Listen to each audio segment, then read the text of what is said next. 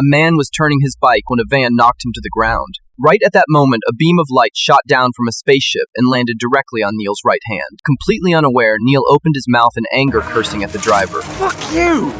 But the driver suddenly became extremely excited. His driving became erratic and his expression grew more and more exaggerated. Neil didn't notice anything strange. He returned home and saw his dog had made a mess again. There was even its waste on the floor. He felt annoyed and casually told the mess to clean itself up. Then something bizarre happened. The waste on the floor actually started moving. It hopped all the way to the bathroom right before his shocked eyes. It jumped straight into the toilet and even flushed itself. Neil thought he was hallucinating. He poured himself a glass of wine and drank it down. In his panic, he accidentally knocked over the bottle. Then a thought struck him. He decided to try again. He told the wine to go back into the bottle. Nothing happened. Just as he was about to give up, he tried once more. This time, the wine actually went back into the bottle. Neil was completely stunned. He finally realized whatever he said would come true, but only when he waved his right hand. The next day, he went to school to teach. Facing his worst performing class, he muttered a complaint without thinking.